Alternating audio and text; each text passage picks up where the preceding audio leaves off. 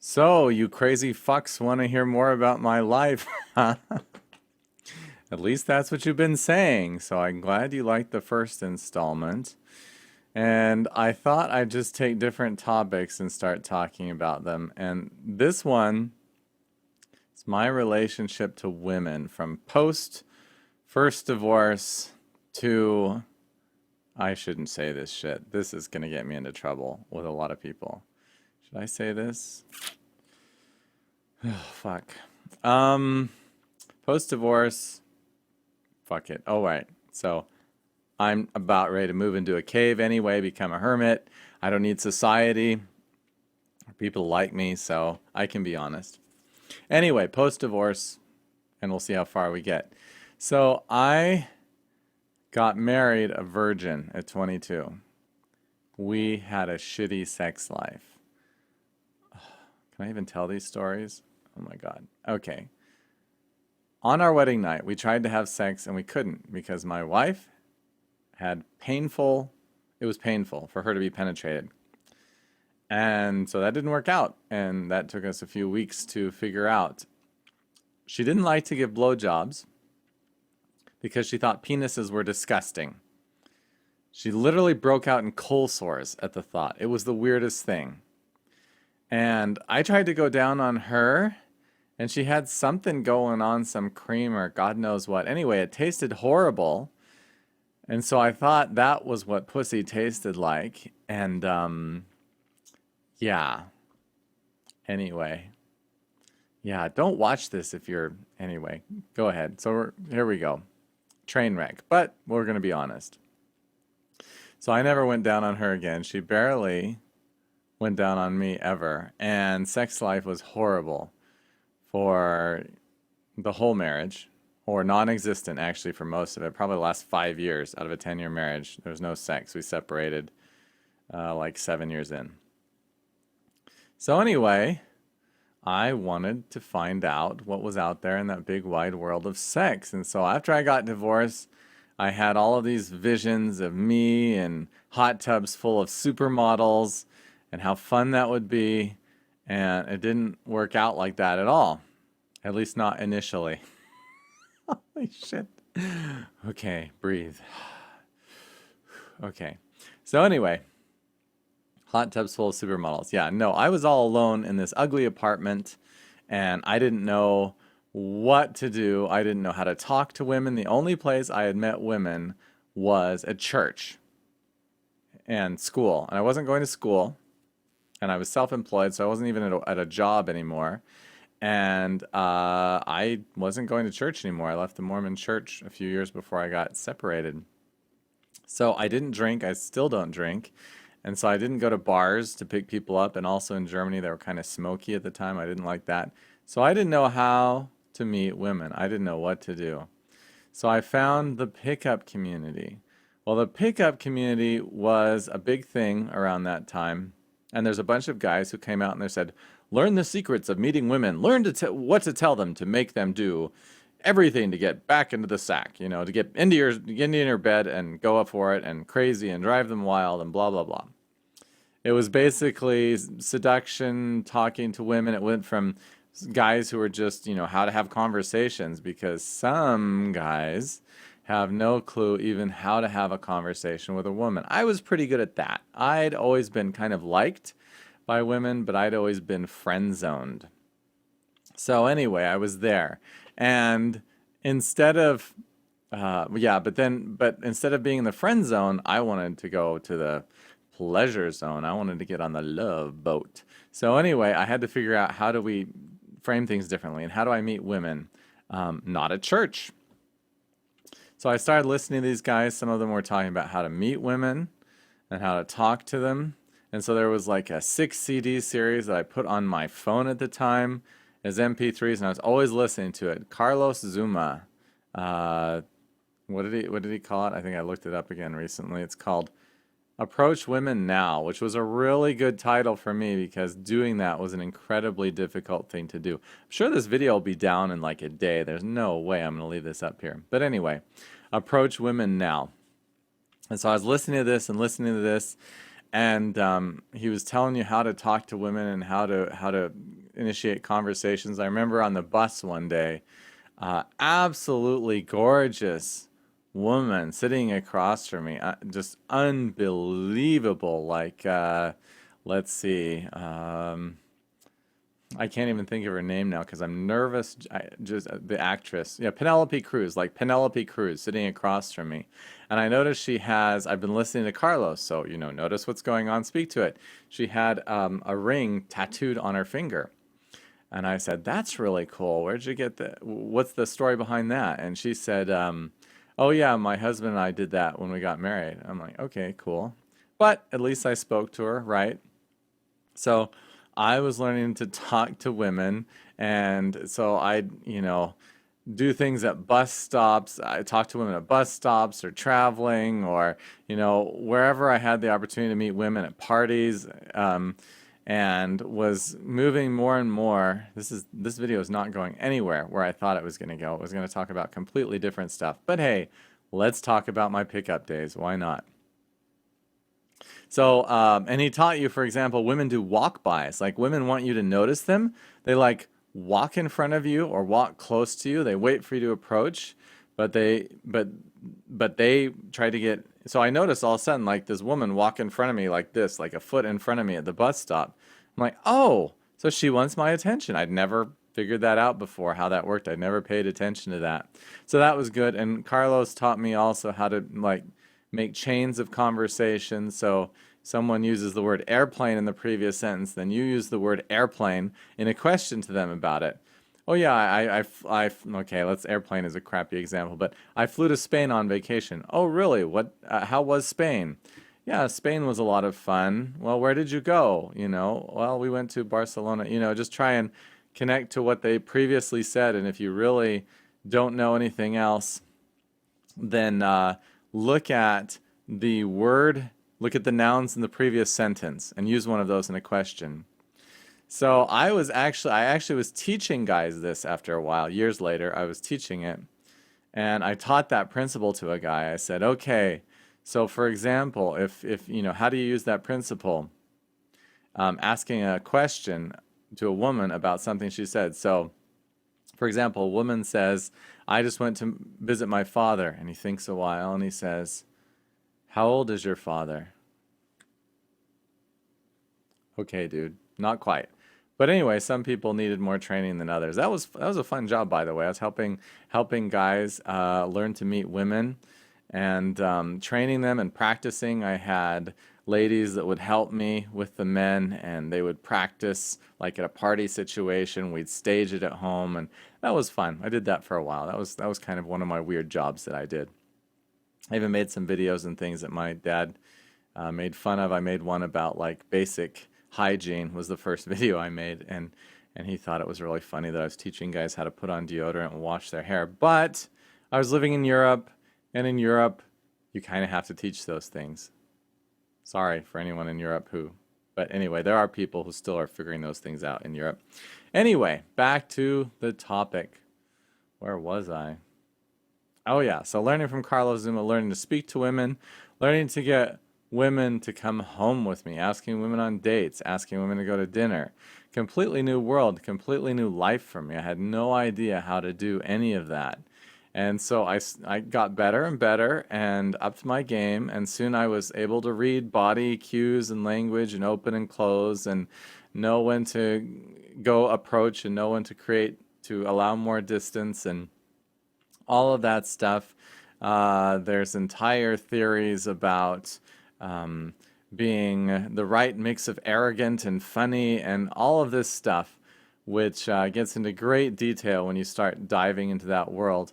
And yeah, the book The Game details all of this, not my experiences, but someone's experiences with the pickup community, the seduction community as it's called. So anyway, I got pretty good at that, and I started having success, which, was nice. I hadn't felt in control of that part of my life ever before.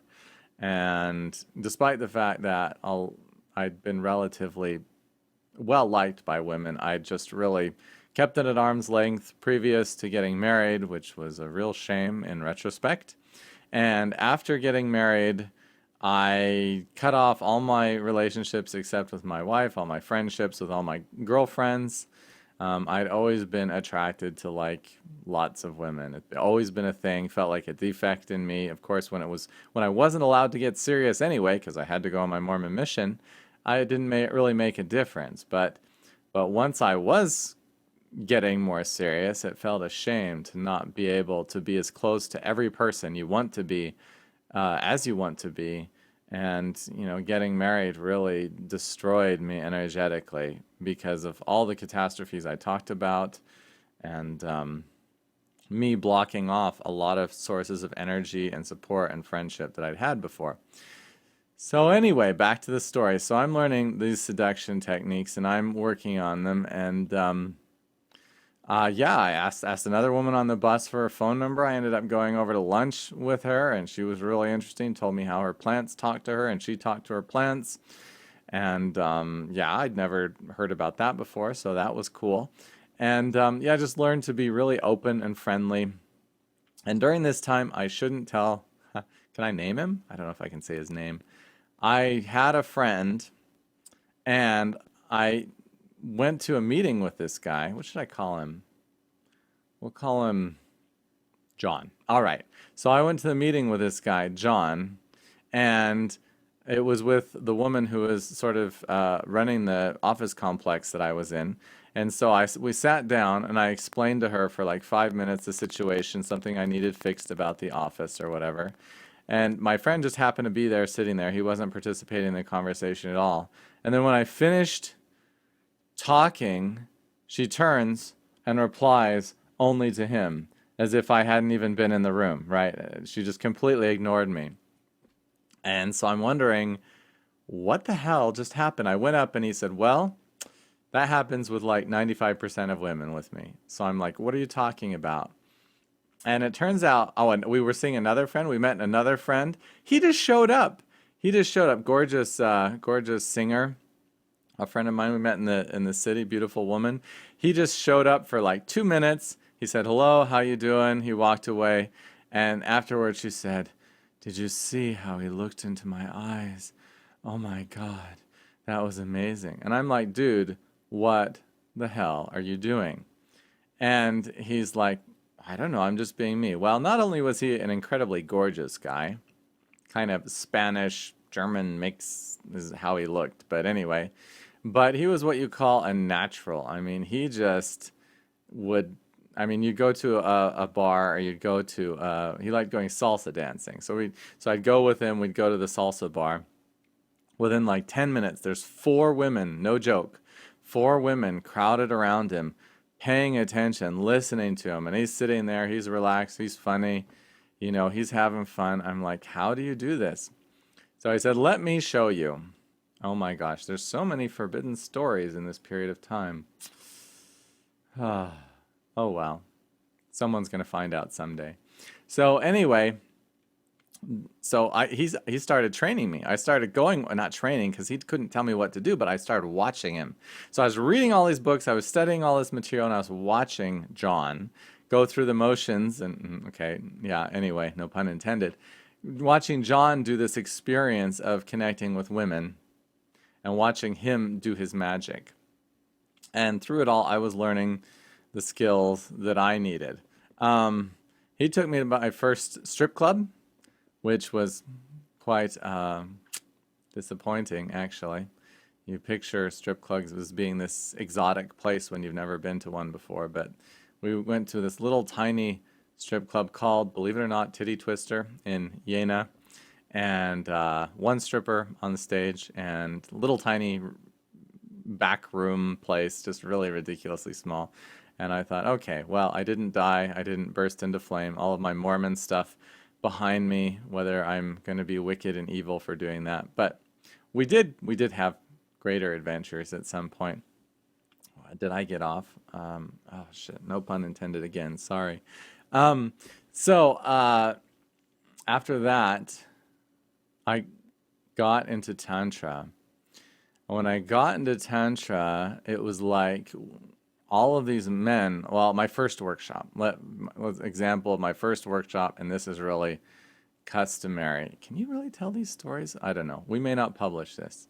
We may not publish this. We may not publish this publicly. Anyway, so I went into this Tantra workshop and I met this woman, absolutely gorgeous woman. And you're always like switching partners, you're dancing, you're eye gazing, you're doing all this stuff in the Tantra workshop. And then the women get to choose who they want for the final ritual. And this woman chose me, Ava. So anyway, I'm there with Ava. And we're doing this ritual, and it's kind of this intimate thing where she's sitting on your lap and you're breathing together, and it's really sexy. And I'm like, wow, this is amazing. I'd never done anything like this in my life, and yet Tantra felt really natural to me. It felt like the way that I was kind of born and trained to connect, like I just had it. Anyway, so we did that, and then I invited her to my place. So she came to my place, and I started giving her a massage, and we ended up making love. And I fell, in love with her. I was totally into her. It was just totally amazing. And then she tells me a few days later that she had a boyfriend after I sent a dozen roses to her place of work. But anyway, yeah, romance is hard, and this was no difference. That was one of my first contacts in the Tantra scene, and I worked my way through. We had a whole community of like 20 people in the Tantra world in my city. And everybody wanted, in Dresden, where I was living, everybody wanted a piece of Ryan. All the women were flirting with me like crazy. And does that sound okay? It seriously was fucking that way. I'm not joking. Like, I was the new fresh meat. I was pretty good, and yeah, women wanted that. And so I ended up going through basically the entire group. When the problem that happened was everybody thought that I was like going to be their boyfriend. And I was like, no, that was an experience. Thank you. And we're done with that. And so the entire group of women was really pissed off at me. And yeah, even those that had partners and wanted to be connected to me, wanted me to make love to them, and we're married and we're angry when I didn't. So like, I don't know, it was a weird situation. But I continued. I had one crazy summer. That was that summer, basically 2008, where I got to try out all the stuff I'd been learning and had my graduation story. Should I tell? I had two graduation stories. God, these are not fit for public consumption. Okay. This is going to be a special training video or something. This is going to be like for limited eyes only for special purposes. But anyway, Elizabeth. So I went to one Tantra workshop. This is the middle of July. This is my birthday, 2008. And it was about male and female energy. And there was this absolutely super gorgeous cover model face woman there, Elizabeth. And there were three guys who were around her age and around my age, who were really interested in her. This story is like X-rated. You're going to have to turn this off if that offends you. So anyway, so all these guys were interested in her and trying to win her affections the whole weekend. Well, I pulled out all my seduction community stuff and know how to play with a 10 woman. So women get rated in the seduction community, their beauty and their energy on a value scale from 1 to 10. 10 being like the perfect dream woman, and she was like a 9.5 at least. She was really, really one of the most beautiful women I've ever seen in my life. Don't forget to let me talk about Dana. But anyway, so Elizabeth, first of all. So Elizabeth is there, and all the guys are after her. And what I know from the seduction stuff is you don't go after a woman. You have to pull back when she pulls back. You pull back more than she pulls back. You demonstrate confidence, value. You're funny. You're relaxed. You're confident to the point of arrogant almost. And that makes it also kind of funny. And I played this game with her. It was a week-long workshop. I kept playing this game where just first of all, you ignore her. The first couple of days of the workshop, I ignored her. Any woman that's used to getting tons and tons of attention, I cannot believe I'm telling these stories. Well, that's okay.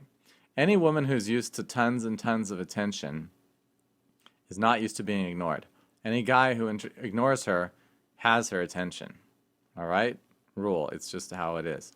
So anyway, she starts coming to me to get attention. And I basically just let her, was present, was like just a pillar in the place where I was. And she'd come and flirt with me, and I would just stay where I was, and then she would leave again. And she did that a bunch of times. And so everybody knew that we were leading up to this big ritual, which is normally more erotic, at the end of the workshop. And so everybody knew also that the women get to choose who they want to participate in that with. So all the guys are doing the things, and one of the guys, he was really athletic and showing off in his muscles and monkeying around and confident and playing and whatever. And another guy was yeah, we won't say too much about the other guy because he's a good friend of mine still. But anyway, there's another guy there, also very, very charming guy who is used to having his pick of the litter, so to speak. And this is really not going to be PC. Anyway. And am I really like this? Did I really do this stuff? Oh my gosh. Well, you can know that that was all a long time ago. 2008. Anyway, so we get to the final thing, and she comes and sits down next to me where we're going to pick partners. And then they're like, okay, choose who you want to work with. And we're all wearing like skirts, like sarongs, which is, I don't know why, but that's how we do it with Tantra. So it's just kind of something different. So she reaches over and just pulls my skirt really, really gently. And I'm like, does that mean you want to work with me? And she's like, yes. And I'm like, okay. And so I'm, again, playing it cool over cool. So I'm doing that, and we do the ritual, and the ritual is unusually non-erotic. It's a very gentle connection basically with yourself, where we were feeling into our hearts and breathing into our hearts. It wasn't like anything connected to the other partner or anything incredibly erotic. So, okay, we get done with that though, and I just kind of lay down on the ground like there's nothing, like I'm just relaxing. She comes and sits on me. So she sits on my lap, of course. I'm laying on the ground with my knees in the air, and she starts grinding me. This has never happened to me before, anything like this, but she's grinding me in public. Everybody's watching. I mean, she's sitting on top of me, but still, she's grinding me, and she's talking to me, and I'm talking back to her, and I'm looking like really nonchalant while she's grinding her pussy on my cock, and of course getting harder and harder.